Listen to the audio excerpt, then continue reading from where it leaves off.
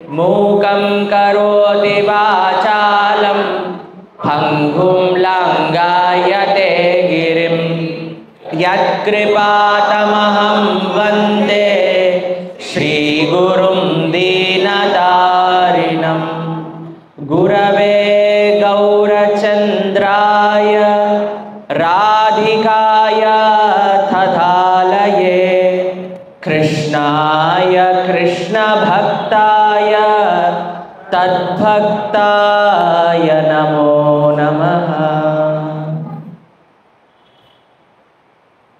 హరే కృష్ణ. ఈ పావన ఏకాదశి పర్వదినమున ఇంత మంచి భగవద్భక్తుల మధ్యలో కొన్ని భగవత్ సంబంధమైన విషయాలు పంచుకునే ఒక అదృష్టం దక్కినందుకు భగవంతుడికి కృతజ్ఞత తెలుపుకుంటూ ఆ అవకాశాన్ని అందించిన మన శ్రీరామ్ ప్రభు ఇంకా భక్త బృంద ఇంకంతా కూడా మనస్ఫూర్తిగా కృతజ్ఞతలు అందజేస్తూ ఈరోజు మీ అందరితో ఒక విషయం గురించి ప్రస్తావన చేయాలి అని మేము దారిలో వస్తూ అనుకుంటూ ఉన్నాం అన్నమాట. ఆలయం యొక్క మాహాత్మ్యం ఏమిటి? ఒక సమాజానికి ఒక గుడి ఎందుకు అవసరము? ఈ మధ్య మేము ఒక టీవీ ఇంటర్వ్యూలో మమ్మల్ని ఒక ప్రశ్న అడిగారు. ఎంతమంది ఆ వీడియో చూశారు? ఎంతమందికి ఆ వీడియో ఫార్వర్డ్ మెసేజ్ రూపంలో వచ్చింది? మాకు 150 మంది పంపించారు ఆ వీడియోని. మేమన్నా అయ్యా మేమే ఇచ్చింది ఇంటర్వ్యూ, మాకు తెలిసి నేనేం చెప్పాను. మాకు ఈరోజే ఇంటర్వ్యూ చేసిన ఆవిడ ఫోన్ చేసింది, గీతాంజలి గారు, ప్రభుజీ మన వీడియో మొత్తం వైరల్ అయిపోయింది. ఎందుకు అని అంటే అందరి మనసులో కూడా ఇదే ప్రశ్న. ఇన్ని ఆలయాలు ఉండగా కొత్తగా ఇంకొక ఆలయం ఎందుకు? ఎంతమందికి ఈ ప్రశ్న ఉంది? ఎంతమందిని ఈ ప్రశ్న వేరే వాళ్ళు అడిగారు? ఎప్పుడైనా మీరు టెంపుల్కి డొనేషన్ ఇవ్వమన్నా, టెంపుల్ కన్స్ట్రక్షన్లో హెల్ప్ చేయమన్నా, అరే ఇన్ని గుళ్ళు ఉండగా మళ్ళీ గుడి ఎందుకురా? ఎప్పుడైనా ఎవరైనా ఇలా అడిగారా అండి? ఇన్ని సినిమా థియేటర్లు ఉండగా ఇంకో సినిమా థియేటర్ ఎందుకు అని? మీకు తెలుసా ఇక్కడ పెద్ద మాల్ కడుతున్నారట, అందులో 10 సినిమా థియేటర్లు ఉంటున్నాయట. మనం ఏమనుకుంటాం? గొప్పగా చెప్పుకుంటాం, ఇంత పెద్ద మాల్ కడుతున్నారు, ఇన్ని సినిమా థియేటర్లు వస్తున్నాయి. ఎవరైనా అన్నారనుకోండి, 100 కోట్లు ఖర్చు పెట్టి ఒక భవ్యమైన ఆలయం కడుతున్నారు అనగానే ఫస్ట్ ప్రశ్న ఏమొస్తుందండి? ఆ ఇంటర్వ్యూలో అడిగినట్టుగా ఇన్ని ఆలయాలు ఉండగా మళ్ళీ ఎందుకు? దాన్ని దానం చేసేయచ్చు కదా. అసలు గుడి అంటే ఏమిటి? అసలు ఆలయం ఎందుకు అవసరం? ఈ విషయం గురించి మాట్లాడాలి అని అనుకుంటున్నా. ఎంతమంది ఈ విషయం గురించి వినాలి అని అనుకుంటున్నారు? చేతులు ఎత్తండి. చాలా సంతోషం. ఫస్ట్ మనం మందిరము అంటే ఏమిటో ఒకసారి తెలుసుకుందాం. మందిరాన్ని ఇంగ్లీష్లో ఏమంటారు? టెంపుల్ అని అంటారు. TEMPLE temple. అవునా? ఈ విషయాలు అసలు టెంపుల్ దేనికి స్టాండ్ అవుతుంది అని కానీ మనం తెలుసుకోగలిగితే గుడి ఎందుకు మనకు అవసరమో అర్థం. ఫస్ట్ టెంపుల్లో ఏం అక్షరం ఉంది? టీ అంటే ట్రాంక్విలిటీ. ట్రాంక్విలిటీ అంటే తెలుగులో ఏమంటారో తెలుసా? ట్రాంక్విలిటీ అంటే శాంతిని ఏర్పరుస్తుంది మందిరము. మనందరికీ అండి అన్నీ బాగానే ఉన్నాయి, ఒకటే ప్రాబ్లం ఏంటో తెలుసా? మనస్సు బాలేదు. ఒక ఆవిడ అన్నారు, ప్రభుజీ మా హస్బెండ్ నేను చెప్పిన మాటలన్నీ వింటాడు, అంత మంచి హస్బెండ్ నాకు దొరికాడు. మా పిల్లలండి క్లాస్లో ఫస్ట్ ర్యాంక్ వస్తుంది, ఇద్దరికి కూడా బాగా చదువుకుంటారు. మీకు అన్నిటికంటే ముఖ్యమైన విషయం తెలుసా? మా అత్తగారు అయితే చాలా మంచి ఆవిడ, చాలా అదృష్టవంతురాలని నేను అలాంటి అత్తగారు దొరకటం. ప్రభుజీ మాకు ఒక 5 BHK విల్లా ఉన్నది, చాలా సంతోషం అమ్మా. BMW కార్ ఉన్నది, చాలా సంతోషం. ఒకటే ఒక ప్రాబ్లం ఉన్నది ప్రభుజీ, మా కాలనీలో దోమలు చాలా ఎక్కువైపోయాయి. ఎన్ని బాగున్నా సరే ఈ ప్రపంచంలో ఏదో ఒక దాన్ని పట్టుకొని మన మనసు బాలేదు బాలేదు బాలేదు అని దాన్నే పట్టుకొని ఉంటుంది. ఎంతమందికి ఈ అనుభవం ఉన్నది? మంచిగా ఉన్నదంతా వదిలేసి ఏదైతే పాడైపోయిందో దాని గురించే మన మనసు అటువైపే తీసుకెళ్తుంది. ఇంట్లో వాళ్ళు ఎన్ని రకాలు వండినా సరే, ఇదెందుకు కొద్దిగా చేదొస్తుంది ఏంటో చూడిది అని అన్నారా మీరు ఎప్పుడైనా? అంటే మీరు వండేవాళ్ళు కాబట్టి మీరు అన్నారు కదా, అందుకే ఇటువైపు చూశాను నేను. మన మనసు యొక్క ప్రవృత్తి అలాంటిదండి. మేము ఇటీవలే ఆస్ట్రేలియా వెళ్ళామన్నమాట. అయితే ఆస్ట్రేలియాలో మా డివోటీస్ తోటి కూడా పంచుకుంటూ ఉన్నాను. అక్కడ సబర్బ్స్లో సాయంత్రం పూట 6-7 గంటల కల్లా మొత్తం మూసేస్తారు. ఎవ్వరు కార్లలో తిరగటం కానీ రోడ్డు పైన కనిపించటం కానీ ఏది ఉండదు. అక్కడ కంప్లీట్గా మొత్తం ఎడ్యుకేషన్ ఫ్రీ, మెడికల్ ఎక్స్పెన్సెస్ అంతా ఫ్రీ. మీకు ఏ రోగం వచ్చినా ఏ ఆపరేషన్ చేసుకోవాల్సినా అన్నీ ఫ్రీయే. మీకు ఆ విషయం తెలుసా? మేము ఆస్ట్రేలియాలో ఉన్న 15 రోజులలో ఒక్క హారన్ శబ్దం కూడా వినిపించలేదు మాకు. అక్కడ మేము ట్రాఫిక్ జామ్లో ఉన్నప్పుడు ఒక వెహికల్ అక్కడ ఆగితే మా వెహికల్ ఇక్కడ ఆగేది. అయితే మేము అడిగాము, ఏదన్నా రూల్ ఉందా అని. అంటే ముందటి వాడి బోర్డు కనిపించేంత వరకు ఆపేసేయాలి, అందరు ఫాలో అవుతారా అంటే అందరు ఫాలో అవుతారు ప్రభుజీ, చూడండి కావాలంటే. అందరు కూడా ఇంత గ్యాప్లలో ఆపేశారనమాట వెహికల్. అక్కడ వాళ్ళు అన్నారు, ఏమన్నారో తెలుసా? హారన్ కొడితే వెనకాల వాడు బూతు మాట్లాడినంత అఫెండ్ అయిపోతారట వాడు. హార్న్ కొడితే వెనకాల వాళ్ళు బూతులు మాట్లాడినంత కోపం వస్తుందట ముందుట వారికి ఎవరైనా హార్న్ కొట్టారంటే. నేను అన్నాను, వీళ్ళందరినీ ఒక వారం రోజులు ఇండియాలో పెడితే వాళ్ళ పరిస్థితి ఏమవుతుందో. మన వాళ్ళు హారన్ కొడతారు, బూతులు ఉడుతారు, ఆయనత కొద్ది గుద్ది కూడా వెళ్ళిపోతాడా. మనం ఏం చేస్తాం? ఏం లేదయ్యా. అక్కడ ట్రాఫిక్ జామ్ ఉంటుంది తెలిసిన అండి పాపం. ట్రాఫిక్ జామ్లో కూడా వాళ్ళు ఇంత ట్రాఫిక్ జామ్ అయిపోతే ట్రాఫిక్ నేనన్నా ఇదా ట్రాఫిక్ జామ్? మీరు కొద్దిగా మా మియాపూర్ రోడ్కి వచ్చి చూడండి, అప్పుడు తెలుస్తుంది మీకు ట్రాఫిక్ జామ్ అంటే ఏంటో. మేము ఇప్పుడు కారులో వస్తుంటే ఆ కారు అటు తిరుగుతుంది ఇటు తిరుగుతుంది, నేనన్నా ఏమన్నా వే మర్చిపోయావు? లేదు ప్రభుజీ, ఇక్కడ అన్ని గోతులు ఉన్నాయి, వాటిని డార్జ్ చేసుకుంటూ వెళ్తున్నా. అయితే మేము విండో నుంచి చూసామన్నమాట, రోడ్డు కంటే గోతులు ఎక్కువ ఉన్నాయా ఇక్కడ. మమ్మల్ని అడిగారు, ప్రభుజీ ఇంత పెద్ద పెద్ద ట్రాఫిక్ జామ్లలో మీరు ఏం చేస్తారు? ఏం చేయమండి, మంచిగా ప్రభుపాదుల వారి పుస్తకం ఓపెన్ చేసి చదువుకుంటూ ఉంటాం. మనకి ఎన్ని ప్రాబ్లమ్స్ ఉన్నా సరే ఏం చేస్తుంది మన మనస్సు? ఏదో ఒక విధంగా మనల్ని ఎలా దాన్ని అడ్జస్ట్ అవ్వాలో మన మనసు నేర్పించేస్తుంది. అక్కడ ఎంత బాగుంది, ఎడ్యుకేషన్ ఫ్రీ, స్కూల్ ఫ్రీ, ట్రాఫిక్లో సౌండ్లు ఎవరు కొట్టరట, అందరూ 45% ట్యాక్స్ కడతారట తెలిసిన. మనం 18% ట్యాక్స్ కట్టడానికే చాలా ఏడుస్తారు జనాలందరూ.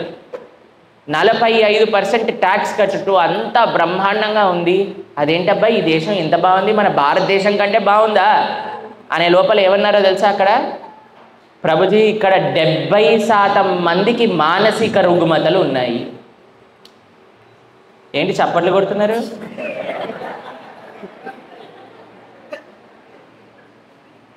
ప్రభుజీ మాకు కూడా అనిపించింది అక్కడ బాగుంది, ఇప్పుడు ఇది చెప్పారు కాబట్టి మాకు స్వాంతన వచ్చింది, మా మియాపూరే బెస్ట్ అనిపిస్తుంది. ఎన్ని మంచి ఉన్నా సరే 70% మందికి మానసిక రుగ్మతలు ఉన్నాయట. మన దేశంలో ఒకళ్ళు చెప్పారు, ప్రభుజీ మా అమ్మకి నేను డిప్రెషన్ ఉంది అని చెప్తే పారాసెటమాల్ వేసుకోమంటుంది. మనకి ఏమొచ్చినా సరే ఇది పట్టుకో, డోలో 650 క్రోసిన్ టాబ్లెట్ వేసుకో, ఏ రోగం వచ్చినా ఏమొచ్చినా, తలనొప్పి వస్తుందా క్రోసిన్ వేసుకో, జ్వరం వచ్చిందా క్రోసిన్ వేసుకో. మనం చూడండి ఎంత ఈజీగా, నిజంగా క్రోసిన్ వేస్తే తగ్గిపోతుంది కూడా. అది క్రోసిన్ బలమా అంటే మనకు తెలిసి మన నమ్మకం, ఈ దవా వేసుకుంటే మనకి తగ్గిపోతుంది. మా ఇంట్లో అయితే చిన్నప్పుడు క్రోసిన్ ఇచ్చేవాళ్ళు. మా అమ్మమ్మ వాళ్ళ ఇంట్లోకి వెళ్ళి ఏ రోగం వచ్చినా సరే జిందా తిలస్మాత్ ఇచ్చేదన్నమాట. తలనొప్పి వస్తే జిందా తిలస్మాత్ తల రాసుకోవాలి, థ్రోట్ ఇన్ఫెక్షన్ అయితే అది నీళ్ళలో పోసుకొని తాగాలి. జలుబు అవుతే దాన్ని ఒక గుడ్డకు తీసుకొని పీల్చుకోవాలి, అన్నిటికీ అదే. ఎంత ఈజీ చూడండి ఇండియాలో బ్రతకడం అంటే. అన్నిటికీ సొల్యూషన్స్ ఉన్నాయి మన దగ్గర. ఎంతమంది అంటారు ప్రతి దానికి సొల్యూషన్ ఉంది మా దగ్గర? ఫ్యాన్ తిరగకపోయింది అనుకోండి, ఒక గరిట పట్టుకొని ఇలా ఇలా తిప్పేసామనుకోండి, అది తిరగడం ప్రారంభం చేస్తుంది. అది గరిటెలో శక్తియా, లేదా హ్యారీ పాటర్ చూసారా పిల్లలు ఎవరైనా? అందులో వాళ్ళ దగ్గర మ్యాజిక్ వాండ్ ఉంటుంది చూడండి. అలా మనం ఏది పట్టుకొని ఏది ముట్టుకున్నా పని చేయడం ప్రారంభం చేస్తూ ఉంటుంది మన ఇండియాలో. కానీ మీకు ఒక ఆశ్చర్యకరమైన విషయం చెప్తాను. ఇప్పుడు భారతదేశంలో కూడా మెంటల్ హెల్త్ ప్రాబ్లమ్స్ అనేవి స్టార్ట్ అయినాయి. ఎంతమంది మీ చిన్నప్పుడు మెంటల్ హెల్త్ ప్రాబ్లమ్స్ గురించి విన్నారు? చెయ్యొద్దండి ఒకసారి. మేము మెంటల్ గురించి విన్నాం, మెంటల్ ఆసుపత్రి ఒకటి ఉంది హైదరాబాద్లో ఎర్రగడ్డలో అని విన్నాం, కానీ మెంటల్ ప్రాబ్లమ్స్ ఏంటో వినలేదు అసలు ఎప్పుడు కూడా. కానీ ఇప్పుడు ఆశ్చర్యం అండి, మేము ఎవరితోటి మాట్లాడుతున్నా సరే, ఎంతమంది యువతీ యువకులతో మాట్లాడుతున్నా సరే, ప్రభుజీ మాకు మెంటల్ హెల్త్ ప్రాబ్లమ్స్ ఉన్నాయి, మేము టాబ్లెట్స్ వేసుకుంటున్నాము, మేము కౌన్సిలర్స్ దగ్గరికి వెళ్ళి, ఒక కౌన్సిలర్ దగ్గరికి వారంలో అరగంట సేపు వెళ్ళాలంటే ఎంత డబ్బులు తీసుకుంటారో తెలుసా అండి? 3,500 రూపాయలు తీసుకుంటారు. అట్లా నెలకి 6-7 సార్లు వెళ్ళాలి సైకియాట్రిస్ట్ దగ్గర. మీకు ఒక ఆశ్చర్యకరమైన విషయం చెప్పనా? మా ఆశ్రమానికి ఒక సైకియాట్రిస్ట్ వచ్చారనమాట. బ్రహ్మచారులు అందరితో మాట్లాడుతున్నారు మెంటల్ హెల్త్ ప్రాబ్లమ్స్ గురించి. ఒక 2 గంటలు చెప్పారు భారతదేశంలో ఎలా పెరుగుతుంది మెంటల్ హెల్త్ ప్రాబ్లమ్స్ అని. దాని తర్వాత మా బ్రహ్మచారి ఒక ఆయన గూగుల్లో ఎతికి ఆయన ఒక ప్రశ్న అడిగాడు అనమాట. అందరికంటే ఎక్కువ సూసైడ్ రేట్లు సైకియాట్రిస్ట్లో ఉన్నాయట, ఎందుకు అని అడిగాడు. ఇది నిజమేనా అని అన్నారు. అని అంటే ఆయన, నిజమే ఇది, ఎందుకంటే మీ అందరి ప్రాబ్లమ్స్ విని, మీ అందరి ప్రాబ్లమ్స్ నెత్తిపైన వేసుకొని, మావి కాకపోయినా సరే మావని భావిస్తూ మాకు డిప్రెషన్ వస్తుంది. అయితే నేను అన్నాడు, మీకంటే మేము చాలా బెటర్, ఎందుకంటే జనాలందరూ వచ్చి మా పైన ప్రాబ్లమ్స్ డంప్ చేస్తే మేము వెనకాల ఉన్న బృందావన్ బిహారీకి సమర్పణ చేసేస్తాం. మా కృష్ణుడు ఇలా చక్కగా ఫ్లూట్ వాయించుకుంటూ అందరి ప్రాబ్లమ్స్ తీర్చేస్తాడు.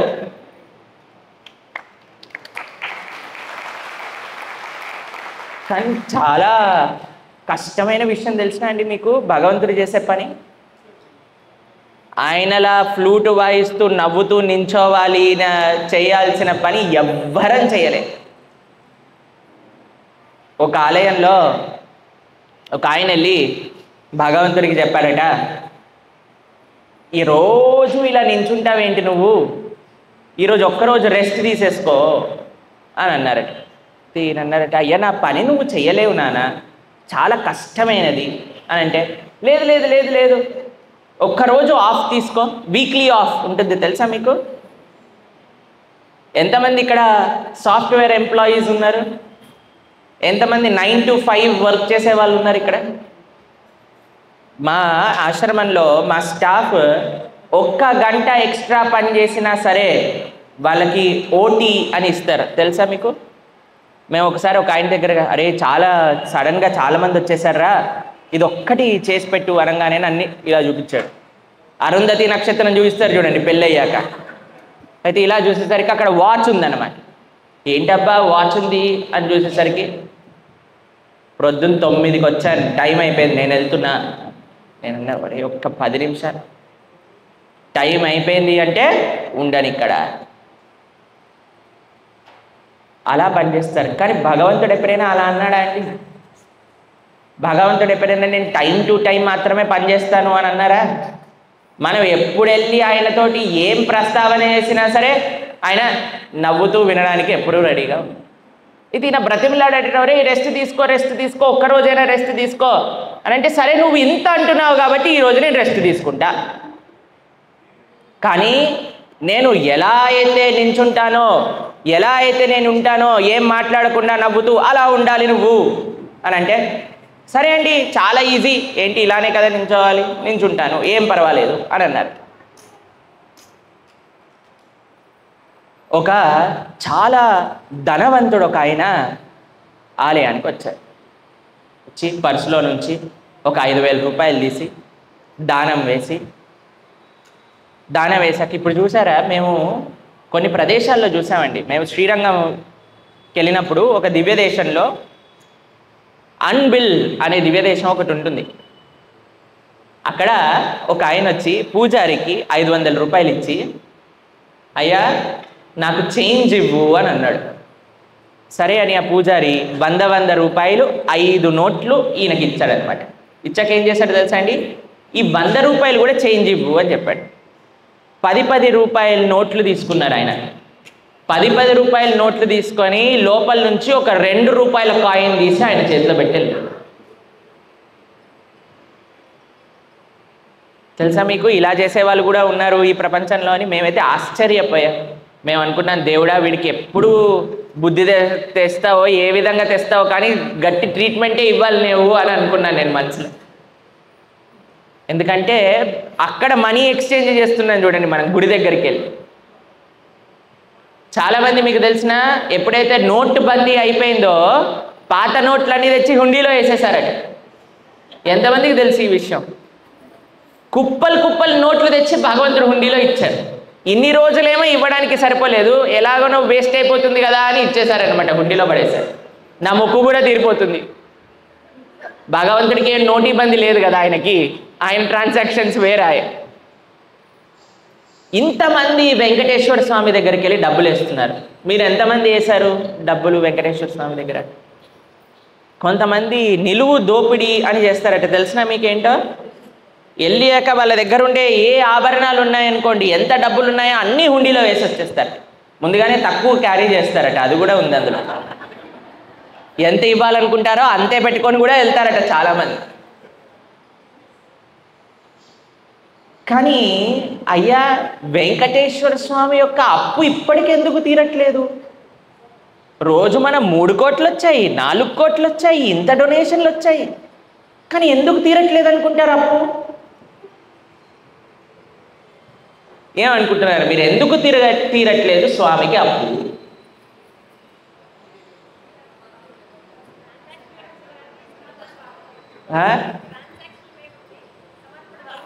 మాతాజీ అంటున్నారు వీళ్ళందరూ ఇవ్వడానికి ఇవ్వట్లేదు, ఇంత ఇచ్చి అంత తీసుకోవాలి అని అనుకుంటున్నారు కాబట్టి అవ్వట్లేదు అని అంటున్నారు. ఓకే, ఇంకా ధర్మంగా సంపాదించి వేసిన అమౌంట్ మాత్రమే భగవంతుడు తీసుకుంటాడు. ఇంకా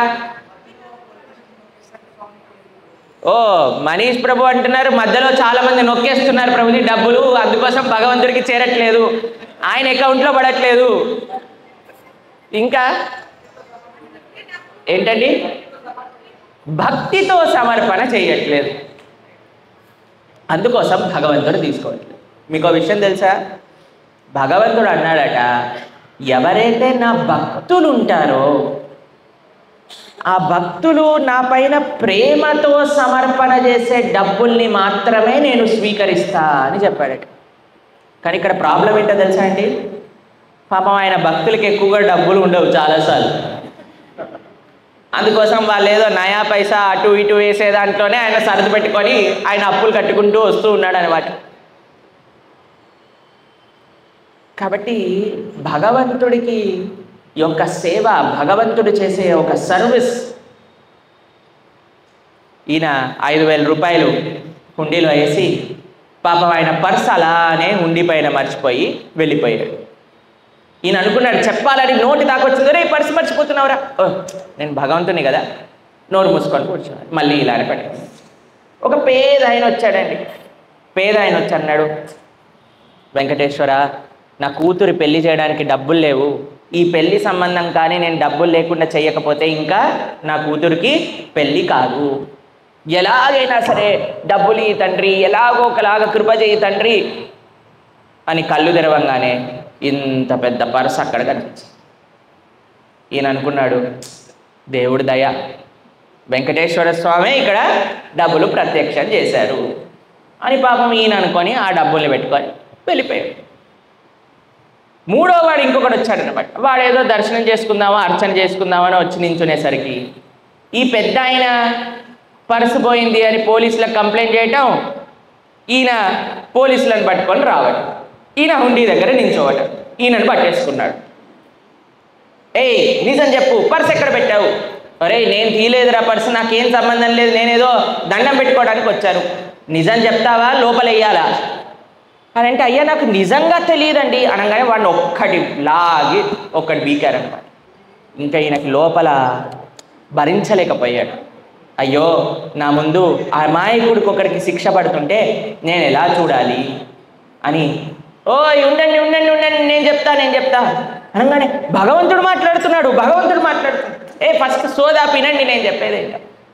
ఈయన దొంగతనం చేయలేదు, దొంగతనం అసలు నిజంగా ఎవరూ చేయలేదు. ఆయన పాపం పొరపాటును తీసుకెళ్ళిపోయారు, ఈయన పాపం పొరపాటును మర్చిపోయారు అని అన్నీ చేసి బాగా సెటిల్మెంట్ చేసి ఫుల్ సాటిస్ఫాక్షన్తో వచ్చి కూర్చున్నాడు అనమాట. పాపం ఈయన ఏదో టూర్కి వెళ్ళి ఉంటాడు, హాఫ్ డే లీవ్ వచ్చింది కదా అని వచ్చేసాడు. ఎలా అయింది, బాగా నించున్నావా భగవంతుడి రూపంలో అని అంటే, ఈరోజు ఎంతమంది జీవితాలు కాపాడాను నేను అనగానే భగవంతుడి లోపలికి డౌట్ వచ్చేసింది అనమాట. ఏం చేస్తుంటాడు వీడు? అయ్యా ఏం చేసావురా నువ్వు అని అంటే, 3 జీవితాలు కాపాడాను నేను. ఎలా కాపాడావు? ఒక పెద్ద ఆయన వచ్చాడు, పర్సు మర్చిపోయాడు, ఆయన పర్సు తెప్పించా. ఒక అమాయకుడు తీసుకెళ్ళిపోయాడు, ఆయన దగ్గర నుంచి ఇప్పించేశా. ఇంకొకడికి అమాయకుడికి జైలు శిక్ష పడిపోతుంది, వాడిని తప్పించేశా. అయ్యయ్యో ఎంత పెద్ద పని చేశావు.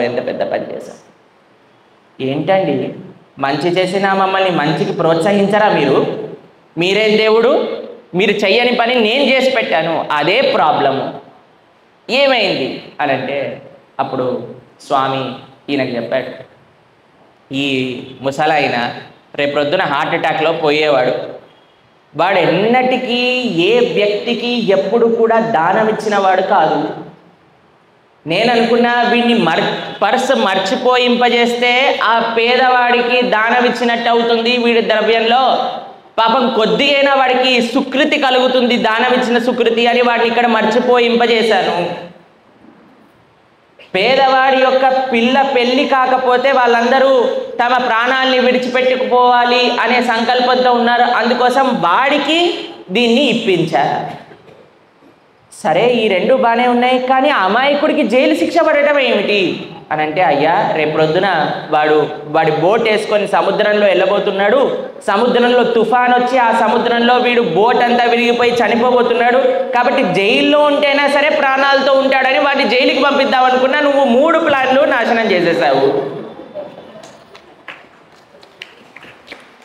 ఇప్పుడు చూడండి భగవంతుడు ఏం మాట్లాడకుండా నవ్వుతూ ఫ్లూట్ వాయించడంలో ఎంత మంచి చేస్తున్నాడు మనకి చెప్పండి.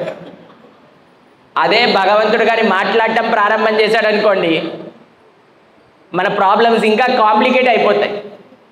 ఎందుకంటే అండి ఆయనకి తెలుసు ఏది ఎప్పుడు ఎలా చెయ్యాలి అని. ఆయన నిరంతరం అదే పనిలో ఉంటాడు. అరే ఎవరికి మంచి చెయ్యాలి, ఎవరికి ఎలా నేను ఇది చెయ్యాలి. భగవంతుడి యొక్క సర్వీసే అదండి. భగవంతుడు ఎప్పుడు కూడా ఎవరికి చెడు చెయ్యాలి అని చూడడు. అలా ఒక స్వామి ఒక మందిరంలో అలా కొలువయి అందరికీ దర్శనమిస్తూ అందరి యొక్క కోరికలు వింటూ నవ్వుతూ నించునే ఒక ప్రదేశం. ఎంతమందికి మీ జీవితంలో మాకుండే కష్టాలు భగవంతుడికి వెళ్ళి చెప్పుకోవటం వల్ల మనసులో ఉండే భారం అంతా తీరిపోయి ప్రశాంతంగా అయిపోయాము అన్న అనుభవం ఎంతమందికి ఉంది? ఇక్కడ చెయ్యొద్దండి. భగవంతుడికి చెప్పుకోవటం వల్ల నా కష్టం పోకపోయినా భారం తీరిపోయింది అని అనిపించిన వాళ్ళు ఎంతమంది చెయ్యొద్దండి. భగవంతుడికి ప్రార్థన చేసి నా కష్టాలలో నేను ఎదుర్కొనే ధైర్యం నాకు వచ్చింది అని ఎంతమందికి అనుభవం ఉంది? చేయొద్దండి. భగవంతుడికి చెప్పటం వల్ల ఆ కష్టం నాకు ఎందుకు ఇచ్చాడు అని కొద్ది సమయం తర్వాత నాకు అర్థమైంది అని ఎంతమందికి అనుభవం ఉంది? చెయ్యండి. చూసారా భగవంతుడు ఎంత ముఖ్యమో ఆలయంలో ఉండటం. భగవంతుడు ఉండటం వల్ల మనకి మనస్సు స్వాంతన అనేది కలుగుతుంది. అందుకే the first T in the temple stands for tranquility. దాని తర్వాత ఏం అక్షరం ఉంది? టీఈ. ఈ ఫర్ ఎడ్యుకేషన్. ఎడ్యుకేషన్. మీకు ఒక విషయం చెప్తాను. మనం ఒకసారి ఆలయానికి వెళ్తే ఎన్ని విషయాలు నేర్చుకోవచ్చో తెలుసా అండి. మన సాంప్రదాయం ఏంటి, మన కల్చర్ ఏంటి, మన కట్టుబాట్లు ఏంటి, మన వ్యవహారాలు ఏమిటి. మేము చిన్నప్పుడు ఆలయానికి బ్రహ్మోత్సవాలకి, తర్వాత విశేష ఉత్సవాలకి, ధనుర్మాస వ్రతానికి వెళ్తూ ఉండేవాళ్ళం. అప్పుడు ఒక ఆలయంలో ఒక ఉత్సవం అని అంటే ఏమేం జరుగుతాయి చెప్పండి, చెయ్యొద్దండి చెప్పండి. ఆలయంలో ఉత్సవంలో ఏమేమి జరుగుతాయి?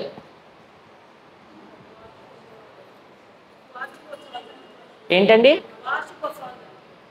ఉత్సవాలలో ఏమేమి జరుగుతాయి, మనం ఏమేమి చూస్తాం? ఫర్ ఎగ్జాంపుల్ ఊరేగింపు చూస్తాము అని అనుకోండి. ఇంకా అలాంటివి ఇంకేం జరుగుతాయి?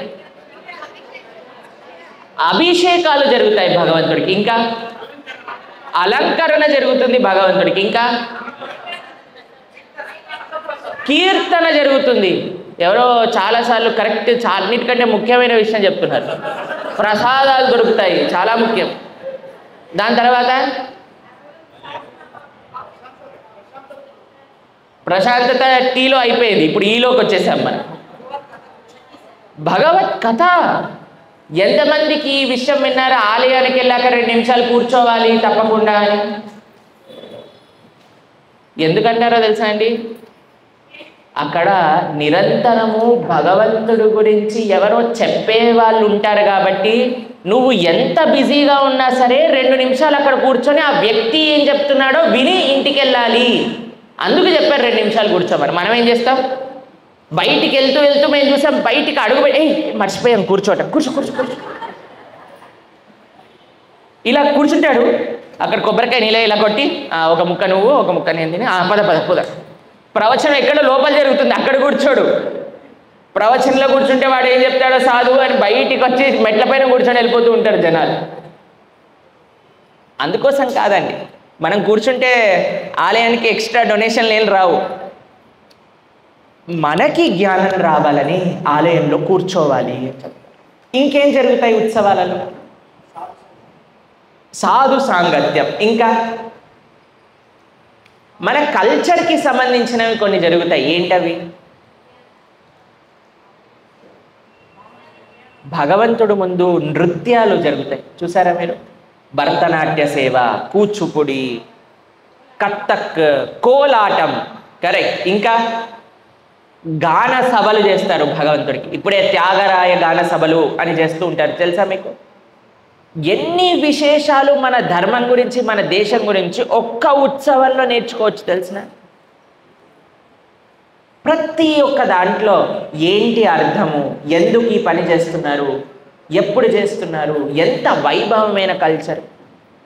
కొన్ని కల్చర్స్ ఉన్నాయి, ఎవరిని మనం ఆక్షేపణ చేయాలి అని కాదండి, కానీ మీరు అక్కడికి వెళ్ళామనుకోండి మీకు ఏమీ కనిపించదు. అక్కడ ఏమీ సప్పుళ్ళు ఉండవు, ఏమీ జరుగుతూ ఉండదు అని మేము అనుకుంటూ ఉండేవాళ్ళం. ఒకసారి మేము భద్రాచలంలో రాముడి దర్శనం కోసం వెళ్ళామన్నమాట. ఎంతమంది భద్రాచలంలో రాముడి దర్శనం చేసుకున్నారు? మేము రోడ్డు పైన నడుస్తుంటే ఒక 1000-2000 చెప్పులు ఉన్నాయి రోడ్ అంతా. మేము అనుకున్నా అదేంటి ఇక్కడ గుడి కూడా లేదు, 1000-2000 చెప్పులు ఎందుకు ఉన్నాయి అని కొద్దిగా దగ్గరికి వెళ్ళి చూసేసరికి ఏడుపులు వినిపిస్తున్నాయి. నాకు ఏమనిపిస్తున్నాయో తెలుసా? ఏడుపులు. అందరు గట్టి గట్టిగా ఏడుస్తున్నారు. ఇదేంటి అబ్బాయి ఏడుస్తున్నారు, ఎవరైనా పోయారో ఏంటో చూద్దాము అని వెళ్ళేసరికి అక్కడ ఒక పెద్ద బిల్డింగ్ ఉందండి. అదేంటో ఇప్పటి వరకు మీకు అర్థమై ఉంటుంది అని మేము అర్థం అనుకుంటున్నాం. గట్టిగా చెప్పకండి, ఎవరైనా అర్థం కాని వాళ్ళు పక్కన వాళ్ళకి ఎక్స్ప్లెయిన్ చేయండి ఏ బిల్డింగ్ అది, అక్కడ ఏం జరుగుతుంది అని. అయితే మేము లోపలికి వెళ్ళాం, పెద్ద కర్టెన్ ఉంది. ఆ కర్టెన్ తీసేసరికి అందరూ కింద పడి మీద పడి ఏడుస్తున్నారు. నేను అనుకున్నా వామ్మో ఇదేం ప్రదేశం రా ఇలా ఉంది. బయట నుంచే నాకు డిప్రెషన్ ప్రారంభమైంది లోపలికి వెళ్తూ ఉంటే. మేము చాలా ఆనందంగా వెళ్ళాము, కానీ వాళ్ళ ఏడుపులు చూసి నాకు కూడా ఏదైనా బాధ ఉందేమో అని అనిపించింది నాకు. ఏమన్నా ఎక్కువసేపు ఇక్కడ ఉండకూడదు అని వెళ్ళిపోయాం.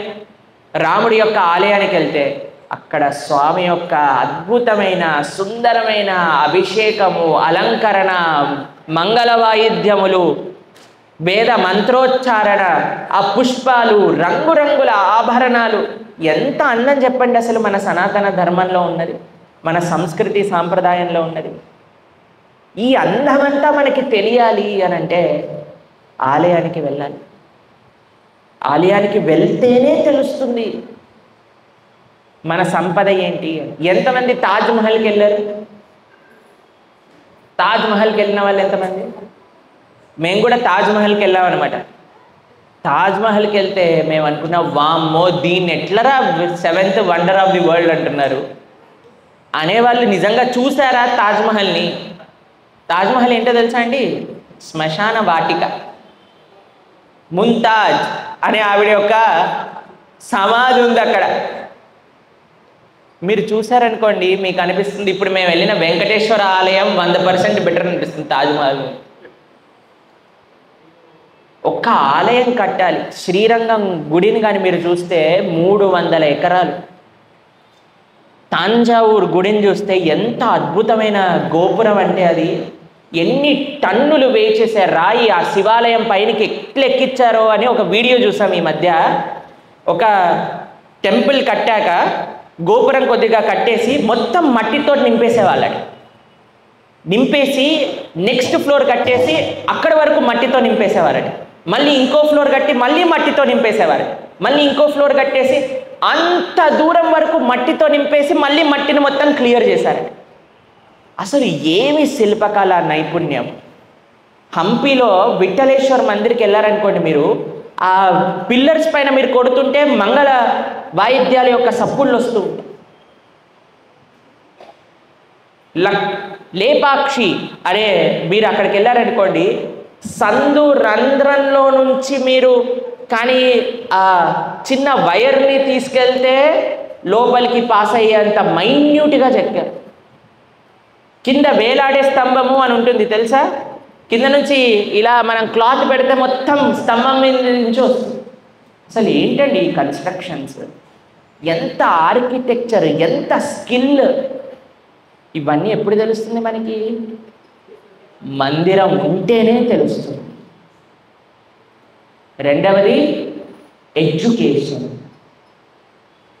TEM. ఎం అంటే ఏంటో తెలుసా? Any guesses on what is M in the temple? ఏమంటారు? Master piece. Okay. Meditation. Okay. ఏంటండి? Mental health. ఓకే. మేనిఫెస్టేషన్.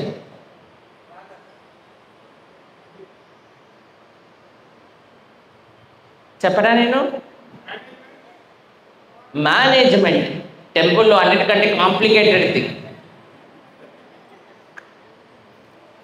టెంపుల్లో ఎం స్టాండ్స్ ఫర్ మెడికేషన్, చికిత్స. అదేంటండి? గుడికి ఎవరైనా చికిత్సకు వెళ్తారా? వెళ్తారు. ఎంతోమంది టెంపుల్కి చికిత్సకు వెళ్తారు.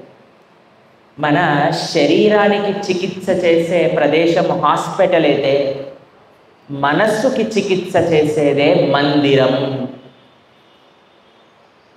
మనస్సుకి చికిత్స చేస్తుంది మందిరం. ఆ భగవంతుడి యొక్క సుందరమైన దర్శనం చేయడం చేత, భగవంతుడి యొక్క సుందరమైన దర్శనం చేసి ఆయనని ఆరాధన చేసే భక్తుల యొక్క సాంగత్యం చేయడం చేత, ఆయనకి నివేదించిన మహాప్రసాదాన్ని స్వీకరించడం చేత ఎలాంటి మనసులో ఉండే రుగ్మత అయినా తొలగిపోవాల్సిందే. మీకు ఒక విషయం చెప్తానండి. ఎవరికైనా మీ జీవితంలో ఏదైనా ప్రాబ్లం ఉన్నాయండి, మాకు కష్టాలు ఉన్నాయండి, మేము బాధలలో ఉన్నామండి అని అన్నవాడిని ఇలా పట్టుకొని మన ఆలయంలో జరిగే జన్మాష్టమియో రాధాష్టమియో ప్రొద్దు నుంచి రాత్రి దాకా పెట్టండి. మళ్ళీ వాడికి కష్టం అనేది కనిపించదు, అనిపించదు. ఎంతో మందిని మా జీవితంలో మేము అలా చూసాం. ఆలయంలోకి వచ్చి ఆలయ వాతావరణలో వాళ్ళు పొందిన చికిత్స, మానసిక చికిత్స ఇంకా ఎక్కడ కాదు. TEMP,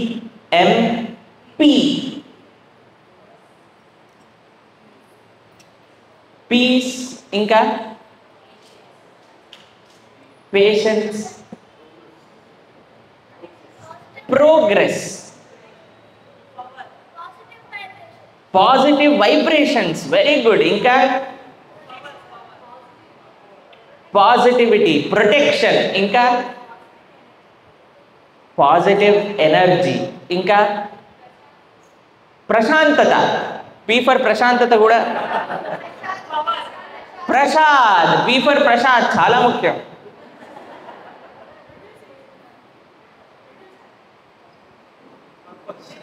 పర్పస్, ఓకే, ఏంటండి? ప్రవచనం. మనం ఇంగ్లీష్ పీ గురించి అంటున్నాం, తెలుగు పీ కాదు, కానీ యాడ్ చేసేయచ్చు. తెలుగు వాళ్ళు దేన్నైనా యాడ్ చేసేయచ్చు కదండి. ఇంగ్లీష్లో తెలుగు, తెలుగులో ఇంగ్లీష్.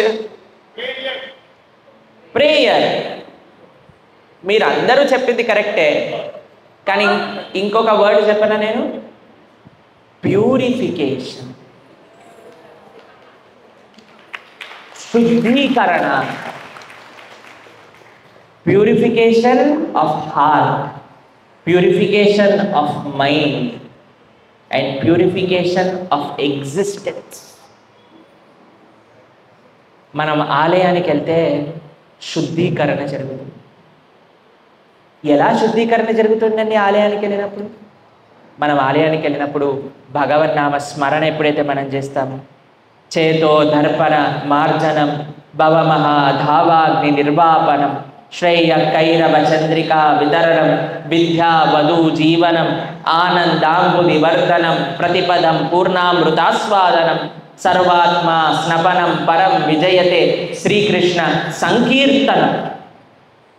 అందుకే ఏ ఇస్కాన్ టెంపుల్కి వెళ్ళినా సరే మీరు ఎప్పుడూ సంకీర్తన జరుగుతూనే ఉంటుంది. అవునా? మీరు అబిడ్స్ టెంపుల్కి వెళ్ళారనుకోండి, విశ్వకీర్తి ప్రభు కర్తాలు పట్టుకొని మేము చిన్నప్పుడు వెళ్ళినప్పుడు ఎంత నిష్ఠగా చేస్తూ ఉండేవారు. మధ్య మధ్యలో పావురాలు వచ్చిందనుకోండి, ఆ కర్తాలు డమ్ డమ్ డమ్ అని కొట్టుండే, ఆ పావురాలు పారిపోతూ ఉండేవారు. మేము అనుకునేవా ఎందుకబ్బా ఇలా గట్టి గట్టి కొడుతున్నారు కర్తాలు అనగానే పావురాల కోసం అనమాట. పావురాలు గుళ్ళోకి వెళ్ళగానే ఆయన కర్తాల సౌండ్ పెరుగుతుంది అనమాట. ఎంతమంది అబిడ్స్ టెంపుల్లో కీర్తనలో పాల్గొన్నారు? అసలు మేము అప్పుడప్పుడు ఇన్స్టాగ్రామ్లో వీడియోలు చూస్తుంటే అసలు హైదరాబాద్లో ఉండే యువకులందరూ అక్కడే ఉన్నారు అనిపిస్తుంది మాకు కొన్నిసార్లు. ఎన్ని వేల మంది వెళ్తున్నారు అసలు. ఎందుకు వెళ్తున్నారండి వాళ్ళు గుడికి? మనం ఏమీ దొరకకపోతే వెళ్ళే రకాలు కాదు కదా, ఏదో ఒకటి దొరుకుతుంది కాబట్టే వెళ్తున్నాం కదా. ఏమి దొరుకుతుంది వాళ్ళందరికీ? మనస్సు శుద్ధీకరణ జరుగుతుంది ఎప్పుడైతే మనం అక్కడ కూర్చొని హరినామాన్ని పలుకుతామో, ఎప్పుడైతే మనం కూర్చొని ఒక చిన్న సేవ చేస్తాం. ఎందుకు ఇంకా ఇంకా ఇంకా ఆలయాలు కావాలంటే ఇంకా ఇంకా ఇంకా ఇంకా జనాభా పెరుగుతుంది, ఇంకా ఇంకా ఇంకా ప్రాబ్లమ్స్ పెరుగుతున్నాయి కాబట్టి ఇంకా ఇంకా ఇంకా ఇంకా ఆలయాలు కావాలి. మన మియాపూర్లో కూడా ఒక మంచి భవ్యమైన రాధాకృష్ణ మందిరం వచ్చి ఇక్కడ ఉండే వాళ్ళందరి యొక్క మానసిక రుగ్మతలు కూడా తీర్చేసి వాళ్ళ యొక్క హృదయ శుద్ధీకరణ కూడా అయ్యే అవకాశాలు ఉన్నాయి. ఎప్పుడైతే మనందరం సంకల్పం చేస్తామో ఆ ఆలయం త్వరగా రావాలి అని భగవంతుడికి ప్రార్థన చేస్తాం. ఇప్పుడు మేము వెంకటేశ్వర స్వామి వారి దర్శనానికి వెళ్ళాం. స్వామి ముందు ఒకటే ప్రార్థన చేశాం, స్వామి ఇక్కడ త్వరలో ఒక భవ్యమైన మందిరం నెలకొల్పే విధంగా నువ్వు కటాక్షించు. ఎందుకంటే ఆయన దగ్గర ఇవి చాలా ఉన్నాయి కదండి. ఇవి లేకపోయిందనుకోండి మందిరం ఎలా వస్తుంది చెప్పండి? లక్ష్మి ఉంటేనే కదా నారాయణుడి యొక్క సేవ జరిగేది. ఎక్కడైతే నారాయణుడి యొక్క సేవ జరుగుతుందో అక్కడే లక్ష్మి వస్తుంది. పాపం మా రాధా బృందావన్ చంద్ర మందిర్ అని పూణేలో ఉంది. ఎంతమంది వెళ్ళారు పూణే రాధా బృందావన్ చంద్ర దర్శనం చేసుకోవడానికి? పాపం వాళ్ళు ఎన్నో ఏళ్ళుగా ప్రయత్నిస్తున్నారు గుడి కట్టాలి గుడి కట్టాలి గుడి కట్టాలని. డబ్బులు రాలేదు. కానీ ఎప్పుడైతే వెంకటేశ్వర స్వామి గుడి కట్టారో కోట్లు కోట్లు కోట్లు కోట్లు డబ్బులు వచ్చారు. అప్పుడు ఆ డబ్బులు తీసి రాధాకృష్ణ మందిరం కట్టారు. బృందావనంలో ఏముందండి, పాపం పగడి కట్టుకుంటాడు, 2 పూలు ఇక్కడిక్కడ పెడతాడు, ఒక నెమ్మప్లించం కట్టుకొని ఓ మల్తాడు వేసేసుకుంటే అయిపోయింది, అలంకరణ రెడీ. కానీ మనసారికి అలా కాదు కదా, వజ్రాలు, వైడూర్యాలు, మాణిక్యాలు, మనులతో అలంకరణ చేయాలి.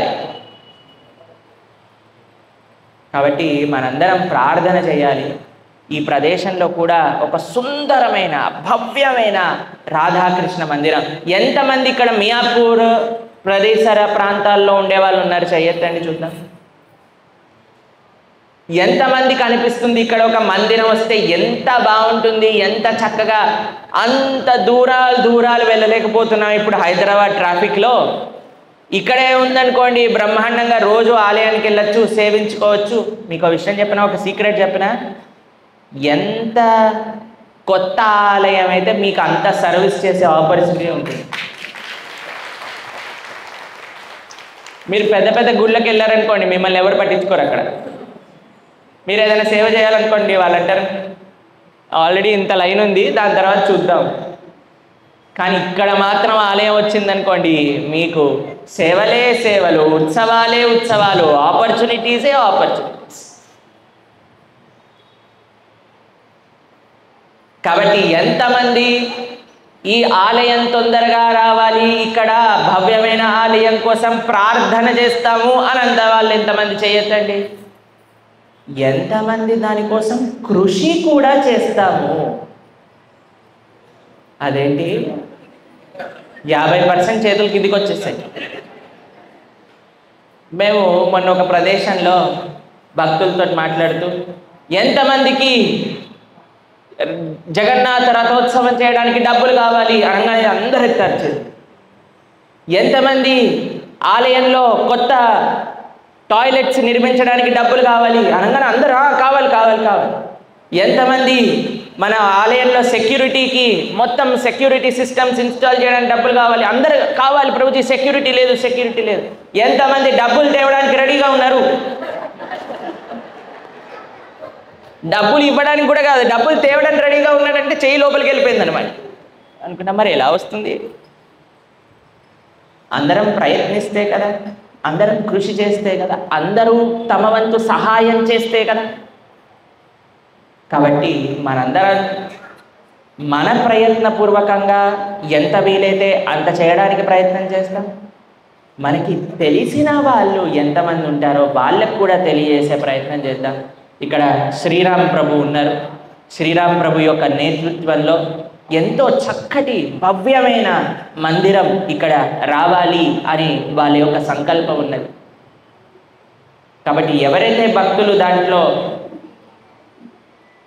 సేవ చేయాలి అని అనుకుంటున్నారో ప్రభుజీని మనం కలవచ్చు.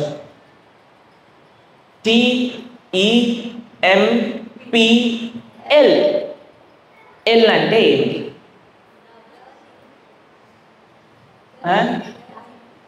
ఎల్ అంటే లెర్నింగ్, ఇంకా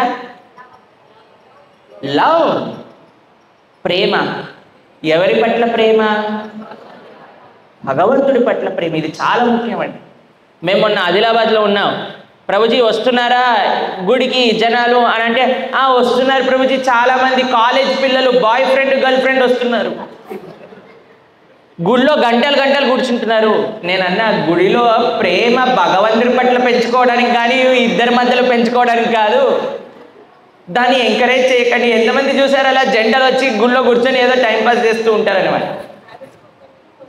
ప్రేమ పరస్పరంగా పెంచుకోవడానికి మందిరం కాదండి ప్లేస్, భగవంతుడి పట్ల పెంచడానికి మందిరం ప్లేస్. మనం ఏం చేస్తాం ఇప్పటి వరకు? ఎలా భగవంతుడితో బిజినెస్ చేయాలి అని మాత్రమే మనకు తెలుసు, కానీ ఎలా భగవంతుడితో ప్రేమించాలి అనే విషయం తెలియదా? మనం గుళ్ళోకి వెళ్ళంగానే ఎంత పెద్ద బోర్డు ఉంటుంది చూసారా మీరు ఎప్పుడైనా? అర్చన, విశేష అర్చన, విశేష అర్చన, అభిషేకము, మహాభిషేకము. 5 రూపాయల టికెట్లు కొని 21 తరాలకు అర్చన చేయిస్తారు. పంతులు అంటాడు అయిపోయిందా? లేదండి మా బాబాయ్ గారి వాళ్ళ కొడుకు వాళ్ళ అత్తమ్మ గారి పిల్లవాడికి పిల్లవాడు పుట్టాడు, వాడి పేరు కూడా అర్చన చేయాలి. భగవంతుడితో ప్రేమ, భగవంతుడితో బిజినెస్ కాదు చేయాల్సింది. ఒక ఆయన సముద్రంలో వెళ్తూ ఉన్నారటండి. బోట్ ఇరుక్కుపోయిందట. వాడు భగవంతుడితో చెప్పారట, అయ్యా నన్ను కానీ ఈ బోటు నుంచి నన్ను విడుదల చేస్తే నీకు 1000 లడ్డూలు ఇస్తాను నైవేద్యంగా. అనగానే బోటులో తుఫాన్ ఏదైతే వస్తుందో ఆ తుఫాన్ ఆగిపోయింది, బోట్ ఆగిపోయింది. పత్రం పుష్పం ఫలం తోయం యోమే భక్త ప్రయశ్చతి అని అన్నాడు. ఈయనకు లడ్డూలు ఏం చేసుకుంటాడులే అనగానే మళ్ళీ తుఫాన్ ప్రారంభమైపోయింది. ఏం లడ్డూలు వీడికి అనగానే తుఫాన్ ప్రారంభమై అరే ఏం లడ్డూలు అంటే నీకు బేసన్ లడ్డు కావాలా బూందీ లడ్డు కావాలా అని అడుగుతున్నా,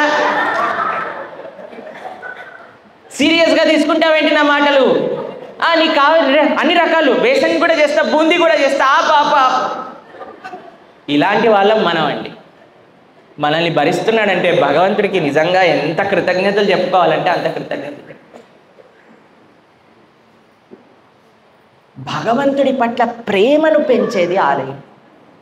ఎప్పుడైతే మనం భగవంతుని చూస్తామో, భగవంతుడి యొక్క లీలలు వింటామో, భగవంతుడి యొక్క సుందరమైన దర్శనం చేసుకుంటాం. ఎంత సుందరం చెప్పండి. మేము ఇంజనీరింగ్ చదివేటప్పుడు మాకు కాంచీపురం, నిన్న మేము ప్రవచనాలు చెప్తున్నాం, కేవలం 40 నిమిషాలు ఈ ట్రైన్లో. మాకు సమయం వచ్చినప్పుడల్లా శని ఆదివారాల్లో కాంచీపురానికి వెళ్ళి వరదరాజస్వామి దగ్గర దర్శనం చేసుకుంటూ వస్తుంటాం. అసలు ఏమి నవ్వు అండి, అసలు ఆయనది ఏమి నవ్వు. ఎంతమంది వరదరాజుల దర్శనం చేసుకున్నారు? అసలు ఆ స్వామి దగ్గర నుంచి బయటికి వెళ్ళాలి అనే ప్రసక్తే ఉండదు, అంత సుందరంగా ఉంటాడు. మన తెలుగు వాళ్ళు కుప్పలు జనాలు వస్తారు తెలుసా అక్కడికి, కుప్పలు వస్తారు. భగవంతుడు ముందు నించొని పూజారిని ఏమంటారు తెలుసా? బంగారు బల్లి ఎక్కడుందండి? మీకు విషయం తెలుసా? భగవంతుడి దర్శనానికి టికెట్ ఉంటుంది అక్కడ, బంగారు బల్లి దర్శనానికి టికెట్ ఉంటుంది. ఇంత సుందరమైన స్వామిని వదిలేసి వాళ్ళు బల్లిని ముట్టుకోవడానికి వెళ్తున్నారు. మేము అనుకునే వాళ్ళం, సరే ఇప్పటి వరకు తెలియదు కానీ ఇంత ముందుకొచ్చి స్వామిని చూసాక ఇంకా బల్లి వెనకాల పడతారేంటి వీళ్ళు? మేము ఎప్పుడు బల్లి దగ్గరికి వెళ్ళేది తెలుసా మీకు? ఎన్ని వందల సార్లు వెళ్ళాము, కానీ ఒక్కసారి ఒక డివోటీ గ్రూప్ ముంబై నుంచి వస్తే వాళ్ళని తీసుకెళ్తుంటే వాళ్ళకి కూడా బంగారు బల్లి చూడాలని అనిపించింది. సరే తీసుకెళ్దామని వెళ్తే ఆ బల్లిని అందరు ఇట్లా ముట్టుకుంటే మాకైతే అసలు ముట్టుకోవాలనిపించే కూడా, బల్లిని ఎవరు ముట్టుకుంటాడండి? బల్లి పడితే మనం స్నానం చేసి వస్తున్నామని, బల్లి కనిపిస్తేనే చాలా మందికి పడదు తెలుసా మీకు? అలాంటి బల్లిని వెళ్ళి వీళ్ళు ఇలా మసాజ్ చేసేసి, అంటే ఎంత మసాజ్ చేస్తే వాడు అన్ని పాపాలు చేసినట్టు.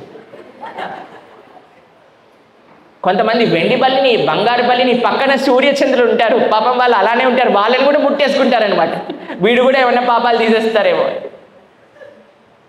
కానీ ఆలయం మన పాపాలని డంప్ చేసే డస్ట్బిన్ కాదు. భగవంతుడి పట్ల ప్రేమను జాగరూకం చేసుకునే ఒక ప్రదేశం. Love, TEMPLE. ఈ అంటే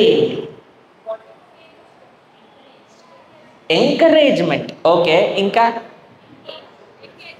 ఎంగేజ్మెంట్. మందిరము ఎంగేజ్మెంట్ని ఇస్తుంది.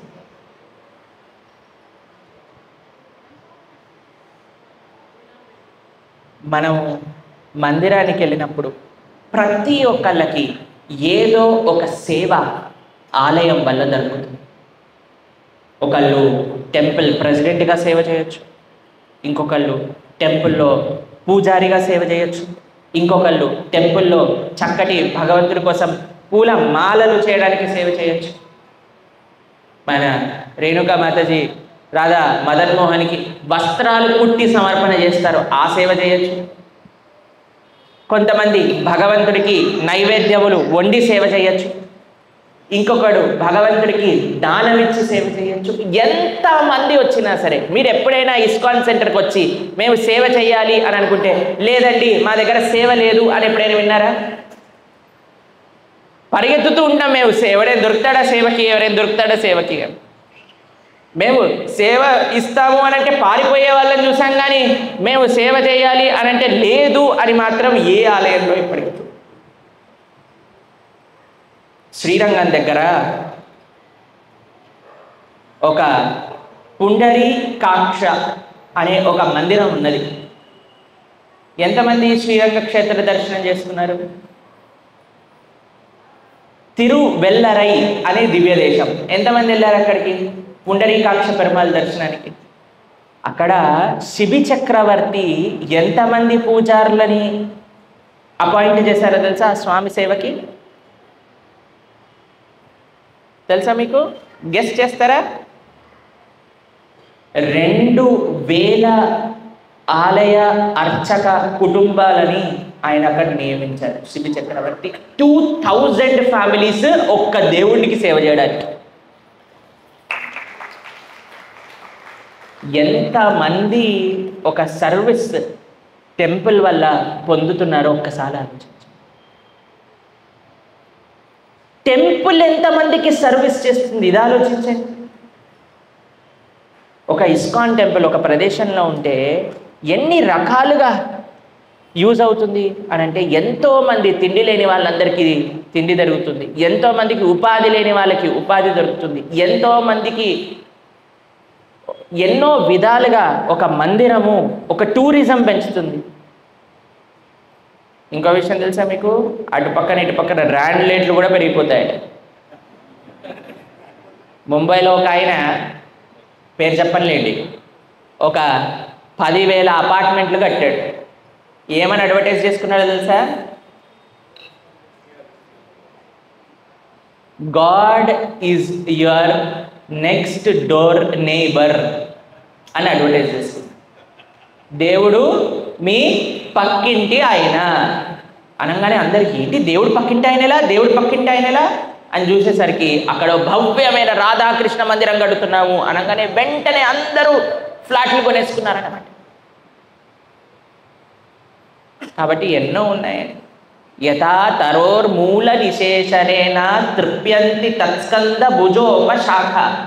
ఒకసారి వేర్లకి కానీ మనం నీళ్లు పోస్తే ఎలా అయితే మొత్తం చెట్టుకి శక్తి లభిస్తుందో, ఒక ఆలయం ఎక్కడైతే వస్తుందో, ఎప్పుడైతే ఆలయంలో భగవంతుడికి సేవలు చేయటం ప్రారంభం చేస్తామో ఈ ప్రపంచం అంతా కూడా సుఖంగా సంతోషంగా ఉంటుంది.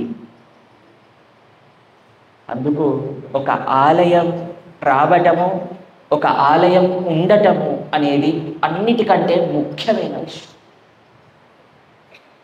మీరు ఎప్పుడైనా ఇది విన్నారా? దేశం అంటే మట్టి కాదోయ్, దేశం అంటే, ఆలయం అంటే విగ్రహాలు కాదు, ఆలయం అంటే డివోటీస్.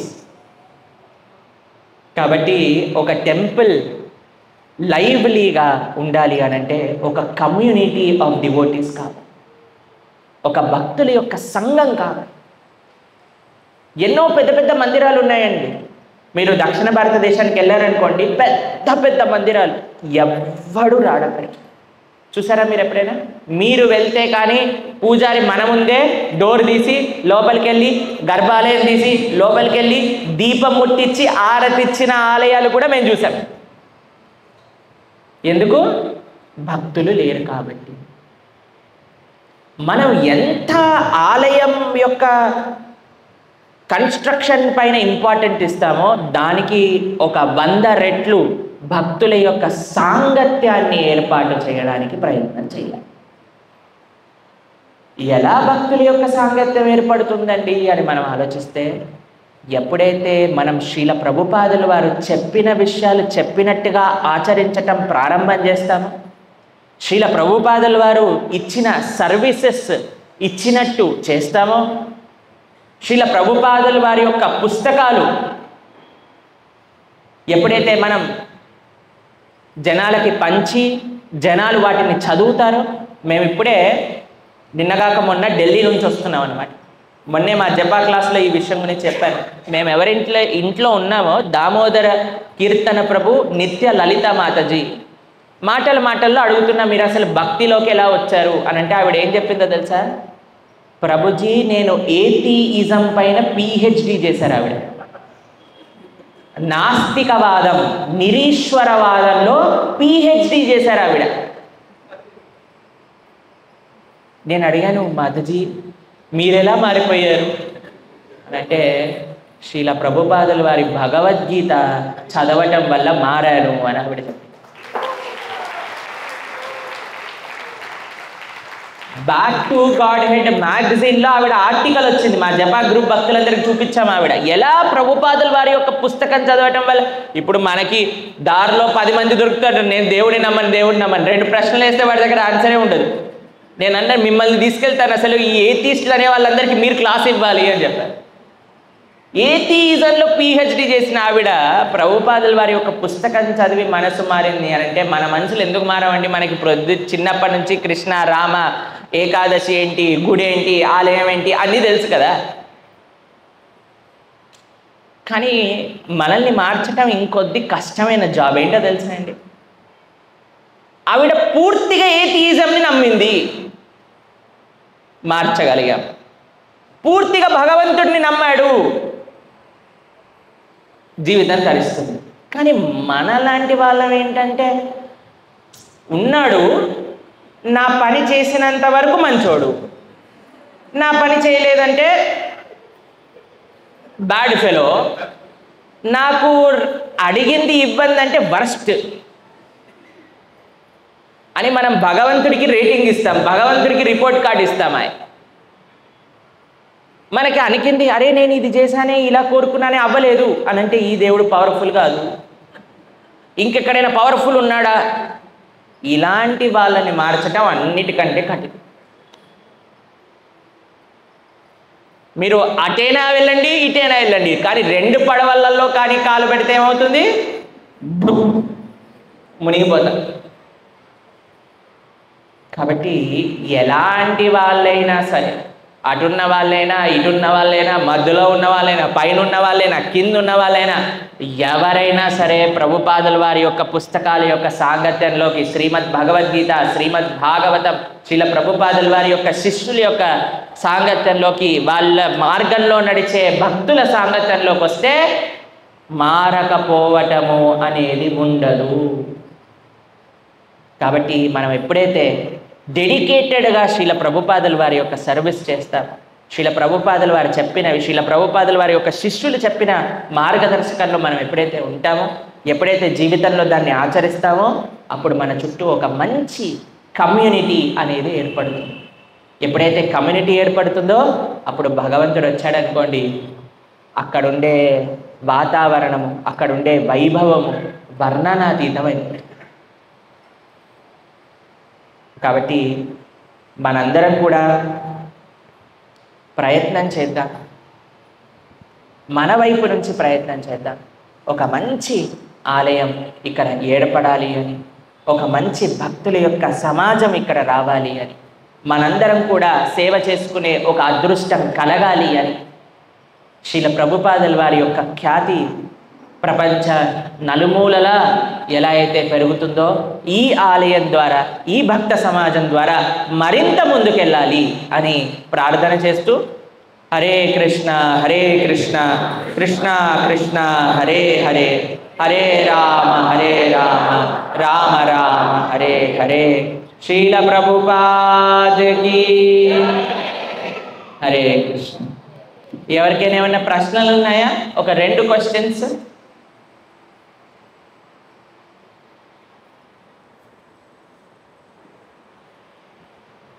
ఎస్ మరి.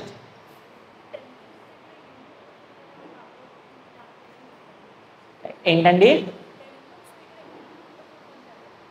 టెంపుల్స్ దగ్గర ఇల్లుంటే బాగుపడిపోతారు కదా, అందుకోసం వద్దు అని అంటారన్నమాట. టెంపుల్ దగ్గరే ఉన్నామనుకోండి, ప్రతిరోజు వెళ్ళాల్సి వస్తుంది. దూరంగా ఉన్నామనుకోండి, చెప్పచ్చు ప్రభుజీ మేము దూరం కదా ప్రభుజీ వెళ్ళలేము మేము. టెంపుల్ పక్కనే ఉన్నాడు అనుకోండి, ఏ సేవ వచ్చినా సరే ఫస్ట్ వాళ్ళకే ఫోన్ వస్తుంది, టెంపుల్ దగ్గర ఉన్నారు కదా మీరు ఈ సేవ చేస్తారా? టెంపుల్ దగ్గర ఇల్లు ఉండటం అన్నిటికంటే అదృష్టం. ఒక ఆలయం దగ్గర ఇల్లు ఉండటము అని అంటే వాళ్ళు ఎన్ని జన్మలు చేసుకున్న సుకృతో చెప్పలేము. మేము ఆస్ట్రేలియా సిడ్నీలో రాధా గోపీనాథ్ టెంపుల్లో ఉన్నప్పుడు ఒక డివోటీ ఫ్యామిలీ మమ్మల్ని పిలిచారనమాట. వాళ్ళు టెంపుల్కి పక్కనే, ఇది టెంపుల్ అంటే ఇది వాళ్ళ ఇల్లు. వాళ్ళు అన్నారు, ప్రభుజీ మేము ఈ ఇల్లు కొనుక్కునే డబ్బులతో ఒక పెద్ద ఇల్లు సబర్బ్స్లో కొనుక్కోవచ్చు, కానీ మేము అనుకున్నాం ఆ ఇల్లు మాకొద్దు, భగవంతుడి పక్కనే ప్రతిరోజు వెళ్తాం ప్రభుజీ, ప్రతిరోజు ప్రసాదం. మా పిల్లవాడైతే మా ఇంట్లో తింటాం కంటే ఎక్కువ గుళ్ళోనే తిని పెరిగాడు వీడు. ఎంత అదృష్టం ప్రభుజీ, అందుకే మేము ఆ పెద్దిల్లు సాక్రిఫైస్ చేసేసుకున్నాం, ఈ చిన్నిల్లే ఆ స్వామి ముందు ఉండే ఇల్లే మాకు వైభవము అని చెప్పారు. కాబట్టి ఎంత అదృష్టం. ఇలాంటి పిచ్చి పిచ్చి అపోహలు అనేవి చాలా ఉంటాయి మన ఈ వీళ్ళల్లో, కానీ ఎటువంటి అపోహ అవసరం లేదు. గుడికి ఎంత దగ్గరగా ఉంటే మనకి అంత మంచిది. కాబట్టి ఎక్కడైనా మీకు తెలుస్తుంది అంటే ఇక్కడ ఆలయం వస్తుంది అనగానే మన శ్రీరామ్ ప్రభుని అడగండి, దగ్గరలో ఏదైనా అపార్ట్మెంట్లు ఉన్నాయా అంటే అక్కడ కొనేసుకోండి. ఇంకో సంవత్సరం లోపల మనం అక్కడ ఆలయ ప్రతిష్ఠ జరిగిపోయింది అనుకోండి, మీకు ఇంకా దానికంటే వైభవం ఇంకేం కావాలి చెప్పండి. కాబట్టి టెంపుల్ దగ్గర తప్పకుండా గుడి ఉండాలి, టెంపుల్ దగ్గర తప్పకుండా ఇల్లు ఉండాలి. హరే కృష్ణ. ఇంకెవరికైనా ప్రశ్నలు ఉన్నాయా? ఎస్ మాది.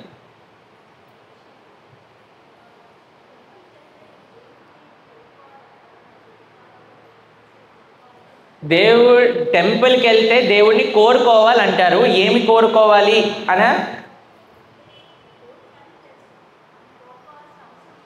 కోరుకోవాలి. ఏం కోరుకోవాలి తెలుసా? ఏం కోరికలు ఎప్పుడు నిన్ను కోరుకోవద్దు అని కోరుకోవాలి.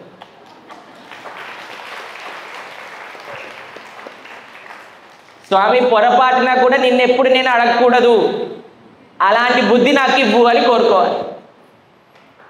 అదొక్కటే కోరిక మనం భగవంతుడికి చేయాలి. ఎందుకంటే ఏదైనా తెలియని వాడిని అడగచ్చు, కానీ మన ముందు బయట అంతా తెలిసిన వాడికి ఏం అడుగుతామండి? మనకి ఏమి మనకు కావాలో తెలుసు, ఏది మనకి ఇవ్వాలో కూడా తెలుసు. కాబట్టి అటువంటి వారి దగ్గరికి వెళ్ళి మనం ఏమీ అడగవలసిన అవసరం లేదు. ఇంకెవరికైనా ప్రశ్నలు ఉన్నాయి? ఎస్ ప్రభుజీ. భక్తిలో స్పీడ్గా ముందుకెళ్ళి స్పీడ్గా వెనకాలకి వెళ్ళిపోతారు. వెనకాలకి వెళ్ళకుండా ఉండాలి అని అంటే మనం భగవంతుడు ఎలా అయితే ఒకసారి తన దగ్గరికి వచ్చిన వాళ్ళని వదిలిపెట్టకుండా ఉంటారో, మన భక్త సమాజం అంత వైబ్రెంట్గా ఉండాలి. ఒకసారి అడుగుపెట్టిన వాళ్ళకి ఇదే వైకుంఠము అనే విషయం అర్థం అవ్వాలి. అది అర్థం చేసుకోవాలి అనే వాళ్ళకి అర్థం అవుతుంది. మన వైపు నుంచి అంత బ్రహ్మాండంగా ఆ సమాజాన్ని ఏర్పాటు చేయాలి. కాబట్టి భక్తిలో భగవంతుడు శాస్త్రాలు చెప్పే విషయం ఏంటి అని అంటే, అన్నిటికంటే అన్ఫార్చునేట్ పర్సన్ ఈ ప్రపంచంలో ఎవరంట అని అంటే, భక్తి గురించి తెలిసి ఆచరించలేకపోయిన వాడు అన్నిటికంటే అన్ఫార్చునేట్ పర్సన్. కాబట్టి భక్తిలో నిలకడ అనేది మనకు అవసరం. కానీ వెనకాలకి వెళ్ళిపోయాము, మళ్ళీ ముందుకెళ్ళకూడదా అని అంటే అలా కాదు. అపిచేత్సు దురాచారో భజతే మాం అనన్యభాగ్ సాధురేవ సమంతవ్య అని భగవంతుడు గీతలో చెప్పారు. ఎలాంటి వారైనా సరే నన్ను ఆరాధించటం చేత మళ్ళీ మనకి డియర్ అయిపోతారు. ఓకే, ఎస్ ప్రభు.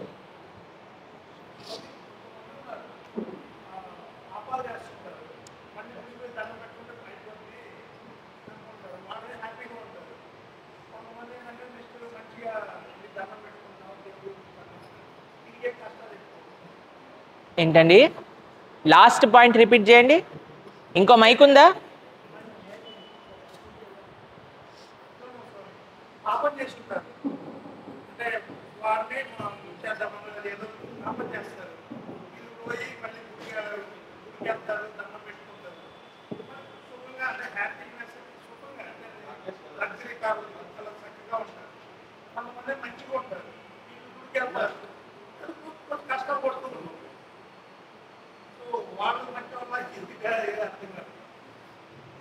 అర్థమైందా మీకు ప్రశ్న?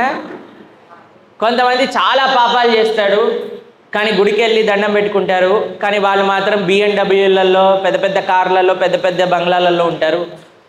కొంతమంది మంచి వాళ్ళు ఉంటారు, పాపం అసలు పాపమే ఎరుగని వాళ్ళు ఉంటారు, వాళ్ళు ఆలయానికి వెళ్తారు, పాపం వాళ్ళు మాత్రం ఏదో సైకిల్ ఇలా కష్టపడుతూ తొక్కుతూ లేదా ఏదైనా స్కూటీలో కానీ షేరింగ్ ఆటోలో కానీ వెళ్తూ ఉంటారు. ఇప్పుడు ఎవరు మంచి పద్ధతి అంటారు? ధర్మాన్ని ఆచరించి భగవంతుని ఆశ్రయించే వాళ్ళు మంచి వాళ్ళ, లేదా అన్ని తప్పులు చేసి గుడిలోకి వెళ్ళి దండం పెట్టుకొని కార్లలో తిరిగే వాళ్ళు మంచి వాళ్ళ? ఆ కారులో వాడు క్యాన్సర్ హాస్పిటల్కి వెళ్తున్నాడేమో మనకేం తెలుసండి? మనం బిఎండబ్ల్యూ కార్ని చూస్తున్నాం, కానీ బిఎండబ్ల్యూ కార్లో వాడు క్యాన్సర్ హాస్పిటల్కి వెళ్తున్నాడా, వాడు డెంటిస్ట్ దగ్గరికి వెళ్తున్నాడా, లేదా ఐటీ అధికారుల దగ్గరికి ఇంటరాగేషన్ కోసం వెళ్తున్నాడా, మనకేం తెలుసు? ఏమీ లేని వాడికి తెలుసు. కనీసం వీడికి గుళ్ళో దండం పెట్టుకొని ఇంటికి వెళ్ళి మామిడి పండు రసమైనా తాగే యోగ్యత ఉంటుంది వీడికి. ఎన్ని డబ్బులు సంపాదించినా సరే రాత్రిపూట నిద్ర లేకుండా గుప్పడు మాత్రలు మింగే వాళ్ళు తెలుసా మీకు? అయినా సరే ప్రభుజీ మీరు చెప్పేవన్నీ అర్థమవుతుంది, కానీ వాడు బిఎండబ్ల్యూ కార్లో ఎందుకు తిరుగుతున్నాడు? వాడికి అసలు బిఎండబ్ల్యూ ఎట్లొచ్చింది ఇది చెప్పండి నాకు చాలు అని ఒక దగ్గర ఒకళ్ళు అన్నారు. మీరు మంచివాళ్ళు కాబట్టి మీరు అనలేదనుకోండి. మనకి ఇప్పుడు వాళ్ళు చేసే చెడు కనిపిస్తుంది, కానీ ఇంతకుముందు వాళ్ళు చేసిన మంచి మనకి తెలియదు కదా. ఇప్పుడు ఒకళ్ళు చేస్తున్న మంచి మనకి కనిపిస్తుంది, కానీ ఇంతకు పూర్వం వాళ్ళు చేసిన చెడు మనకి తెలియదు కదా. ఎంతమంది అంటారు ప్రభుజీ వీడి జీవిత చిట్టా మొత్తం నాకు తెలుసు, పుట్టినప్పటి నుంచి వాడు ఏం మంచి చేశాడో ఏం చెడు చేశాడు తెలుస్తుందా అండి? మనకి జీవితంలోనే తెలియకపోతే ఇన్ని జన్మాంతరాలు వాడు ఏం కర్మ చేశాడో ఎలా తెలుస్తుంది? కాబట్టి ఎవరి కర్మ ఫలితము వాళ్ళకు వస్తుంది. ఎప్పుడో మంచి చేశాడు, ఇప్పుడు అనుభవిస్తున్నాడు. ఇప్పుడు చెడు చేస్తున్నాడు, రేపు రొద్దున అనుభవిస్తాడు. ఎన్నడో చేసిన తప్పులకి ఇప్పుడు పాప కష్టాన్ని అనుభవిస్తున్నారు, కానీ ఇప్పుడు చేసిన మంచికి మరుసటి రోజున సుఖం వస్తుంది. దీంట్లో ఎటువంటి సందేహము లేదు. ఓకే, ఓకేనా? ఆన్సర్ క్లియర్ అయిందా? ఎందుకు వాడికి బిఎండబ్ల్యూ వచ్చిందో అర్థమైంది కదా. Okay, next Prabhuji. ఎస్, మీరు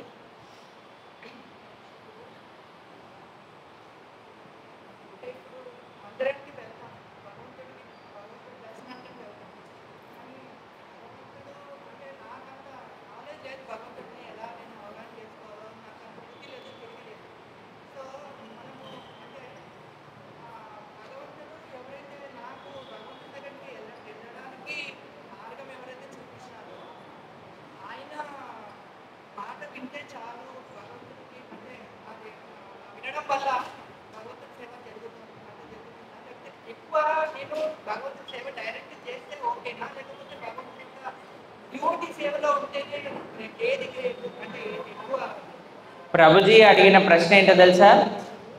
భగవంతుడి యొక్క సేవ ముఖ్యమా, భగవద్భక్తుల యొక్క సేవ ముఖ్యమా? అంతేనా అండి? భగవద్భక్తుల యొక్క సేవే ముఖ్యము, కానీ భగవంతుడి యొక్క సేవ చెయ్యని అవసరం లేదు అని కాదు దాని అర్థం.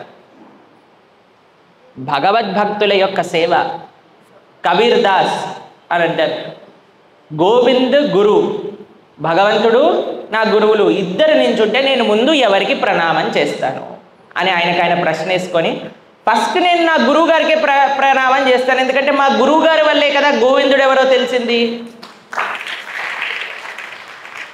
కానీ ఫస్ట్ ప్రణామం గురువుకి చేసి దాని తర్వాత గోవిందుడికి కూడా ఆయన ప్రణామం చేస్తారు. కాబట్టి మనకి మన ఆచార్యుల పట్ల, గురువుల పట్ల, భాగవతోత్తముల పట్ల అత్యంత శ్రద్ధ ఉండాలి. వాళ్ళ యొక్క సేవ ప్రియారిటీగా ఉండాలి. కానీ అంత మాత్రము భగవంతుడి యొక్క సేవ చెయ్యకూడదు, చెయ్యని అవసరం లేదు అని కాదు. భగవంతుడి యొక్క సేవగా భక్తుల యొక్క సేవ చేయాలి. మనకి ఆపర్చునిటీస్ వచ్చినప్పుడు భగవంతుడి యొక్క ఆరాధన కూడా చేయాలి. ఎప్పుడైతే మనం భగవద్భక్తుల యొక్క సేవ చేస్తామనుకోండి, ఏంటి మనకి ఫలితం లభిస్తుందో తెలుసా? శుశ్రుషో శ్రద్ధానస్య వాసుదేవ కథారుచి సాన్మహత్ సేవయా విప్ర పుణ్యతీర్థ నిషేవనాత్ అని భాగవతం చెప్తుంది. ఎప్పుడైతే మనం మహత్తుల యొక్క సేవ చేస్తామో వాళ్ళ దగ్గర ఉండే కృష్ణ భక్తి మనకు కూడా లభిస్తుంది. ఎప్పుడైతే మనకి భగవంతుడి పట్ల భక్తి లభిస్తుందో ఇంకా బాగా మనం భగవంతుడి యొక్క సేవ చేయగలం. ఓకే, హరే కృష్ణ. ఎస్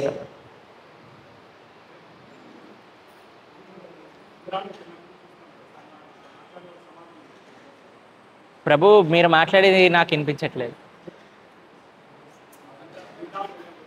బృందావనం వెళ్ళినప్పుడు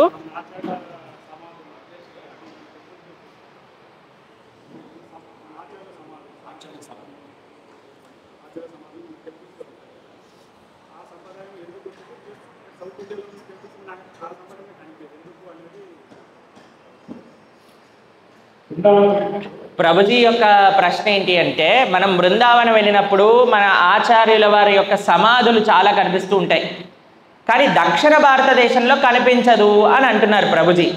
మీకు ఆ విషయం తెలుసా? ఎప్పుడైనా మీరు దక్షిణ భారతదేశంలో ముఖ్యమైన ప్రదేశాలకు వెళ్ళారనుకోండి, అక్కడ కూడా మీకు ఆచార్యుల యొక్క సమాధులే మందిరాలుగా ఉన్నాయి. ఎప్పుడైనా మంత్రాలయం అనే పేరు విన్నారా మీరు? అక్కడ ఏముందో తెలుసా మీకు? రాఘవేంద్ర స్వామి వారి యొక్క బృందావనం ఉంది.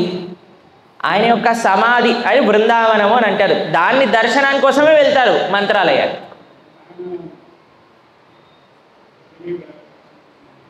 రాఘవేంద్ర స్వామి వారు ప్రహ్లాదుడి యొక్క అవతారం. శుద్ధ భక్తిని ప్రచారం చేసిన మధ్వ సాంప్రదాయంలో వచ్చిన ఆచార్యులు, మధ్వ సాంప్రదాయంలో వచ్చిన ఒక ఆచార్యులు రాఘవేంద్ర స్వామి. ఆయన చెప్పింది శుద్ధమైన భక్తి తత్వం. దాంతోపాటు మీరు శ్రీరంగాది క్షేత్రాలకు వెళ్ళారనుకోండి, అక్కడ ఇప్పటి వరకు శ్రీరంగ క్షేత్రంలో ఉన్న ఆచార్యులు అందరి సమాధులు కూడా మనం దర్శనం చేయొచ్చు కావేరి ఒడ్డునే. మీరు ఏ ప్రదేశంలోకైనా సరే అక్కడుండే ఆచార్య సమాధులు, మీకు తిరుపతికి వెళ్ళారనుకోండి, తిరుపతి వెనకాల అనంతాళ్వాన్ నందనవనం ఒకటి కనిపిస్తుంది, తెలుసా మీకు? అక్కడ ఒక పెద్ద చెట్టు మనకి దర్శనమిస్తుంది. అక్కడ వెంకటేశ్వర స్వామి ప్రతి సంవత్సరం పార్వేట ఉత్సవం జరిగాక ప్రదక్షిణ చేస్తారు అనంతాళ్వాన్. అక్కడ అనంతాళ్వాన్ యొక్క సమాధి మనకి దర్శనమిస్తుంది.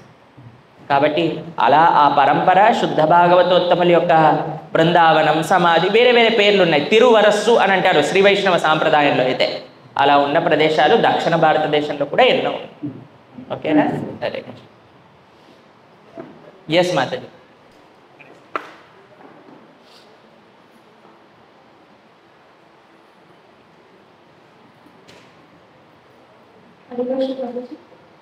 మనకి ఎందుకంటే రిలీజియస్ అన్నది ఆ రిలీజియస్ పర్టికులర్ లాస్ ఉంటారు కదా, వాళ్ళు చర్చెస్ మాస్ కన్ఫ్యూజన్ ఉంటాయి. సో మొత్తం హిందూయిజం ఉండొచ్చు కదా, వైస్ ఓన్లీ రిలీజియన్స్ కృష్ణ అయిన సుప్రీం పర్సనాలిటీ గాడ్ హెడ్. మరి సనాతన ధర్మంలో ఇన్ని మార్గాలు ఎందుకు ఉన్నాయి? అది కూడా ప్రశ్నే కదా. మీరు రిలీజియన్స్ గురించి అంటున్నారు, సనాతన ధర్మంలోనే ఎన్ని మార్గాలు ఉన్నాయి? ఇక్కడ నుంచి ఆ చందు చివరి వెళ్ళే వరకు చూడండి, ఒక్కొక్కడికి ఒక్కొక్క బొట్టు ఉంటుంది. ఒకళ్ళు ఇలా పెడతారు, ఒకళ్ళు ఇలా పెడతారు, ఒకళ్ళు ఇలా పెడతారు, ఒకళ్ళు ఇలా పెడతారు, ఒకళ్ళు మధ్యలో పెడతారు, ఒకళ్ళు మధ్యలో పెట్టారు, ఒకళ్ళు కింద పెట్టారు, ఉత్తి ఇలా పెడతారు. మేము అయోధ్య రామ మందిర ఉద్ఘాటనకు మమ్మల్ని పిలిచారనమాట. అప్పుడు మేము వెళ్ళాం. అక్కడ అనౌన్స్ చేశారు, సుమారుగా 2000 సాంప్రదాయాలకి చెందిన సాధువులు వచ్చారని. ఎన్ని వేల సాంప్రదాయాలు? 2000 సాంప్రదాయాలకు చెందిన సాధువులు. మరి ఏంటండి, సనాతన ధర్మంలోనే 2000 ఉంటే కృష్ణుడే కదా భగవంతుడు, మరి ఇన్ని సాంప్రదాయాలు ఎందుకు? ఎవరి శ్రద్ధ, ఎవరైతే ఇంత అర్థం చేసుకోలేరో వాళ్ళకి ఇంత, ఎవరికైతే ఇంత అర్థం చేసుకోలేరో వాళ్ళకి ఇంత, ఎవరికైతే ఇంత అర్థం చేసుకోలేరో వాళ్ళకి ఇంత, ఎవరికైతే ఇంత అర్థం చేసుకోలేరో వాళ్ళకి ఇంత, ఎవరికైతే ఇంత అర్థం చేసుకోలేరో వాళ్ళకి ఇంత. ఎవరి ఆలోచనలు బట్టి వాళ్ళు ధర్మంలో ఉండే విధంగా భగవంతుడు ఏర్పాటు చేశారు. ఒక్కొక్క పరిస్థితులను బట్టి కొంతమంది వ్యక్తులకి పాపం అక్కడ కల్చరే లేకపోతే, అయ్యా కనీసం కాళ్ళు చేతులైనా కడుక్కో ఆలయంలోకి వెళ్ళే ముందు అని వాళ్ళకు ధర్మాన్ని, తినడానికి ఏం లేకపోతే కనీసం ఇలా అయినా తిను అని కొన్ని బేసిక్ విషయాలు చెప్పి ఒక ధర్మంగా ఏర్పాటు చేస్తారు. కానీ సనాతన ధర్మం యొక్క విశిష్టత ఏమిటి అని అంటే, అన్నిటికంటే ఎక్కువ జ్ఞాన సముపార్జన, అన్నిటికంటే ఎక్కువ ఫిలాసఫీ మన ధర్మంలో ఇచ్చారన్నమాట. ఇప్పుడు మీరు అన్నారనుకోండి, మీకు ఎంసెట్ ఇలాంటి ఎగ్జామ్స్ ఉంటాయి తెలుసు కదా, ఇంత కట్ ఆఫ్ అని ఉంటుంది. దాని తర్వాత ఎవరిని తీసుకోడు వాడు. మరి తీసుకొని వాడు ఏమైపోవాలి? చూసారా మీరు, పిల్లలు డిప్రెషన్లోకి వెళ్ళి సూసైడ్ చేసుకోవటాలు, పిచ్చి అలవాట్లన్నీ వచ్చాయి. ఎందుకు? వాళ్ళకి రాలేదు, లేదా ఇన్ని కట్ ఆఫ్స్ అని ఉంటాయి. కానీ భగవంతుడి దగ్గర కట్ ఆఫ్ లేదు. ఎంత వచ్చినా సరే అందులో ఇంత వచ్చినా సరే ఇందులో నీకిది, ఇంత వచ్చినా సరే నీకిది అని ఎన్ని ఏర్పాట్లు చేశారంటే కనీసంలో ఏదో ఒక మార్గం చేత ధర్మంలో ఉండేటట్టుగా భగవంతుడు ఏర్పాటు చేశారు. కానీ అన్నిటికంటే గొప్ప ధర్మం ఏంటి? భగవంతుడి యొక్క సేవ. సనాతన ధర్మం కాదు. ఆ సనాతన ధర్మంలో ఉంటూ ఏం చేయకుండా ఉన్నాం అనుకోండి, సర్వధర్మాన్ పరిత్యజ్య, ఇది అన్నిటికంటే గొప్ప ధర్మం.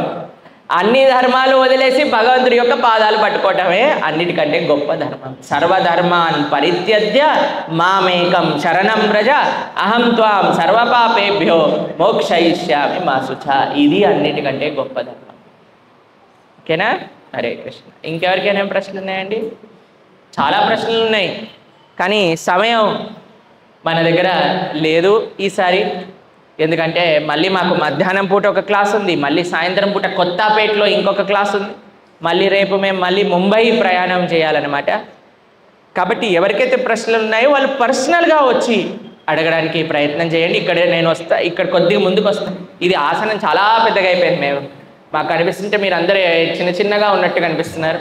అందరికంటే చిన్నవాడిని నేను కాబట్టి నేను కొద్దిగా ముందుకు వచ్చి కింద కూర్చుంటాను. అప్పుడు మీరు అందరూ వచ్చి మాట్లాడచ్చు.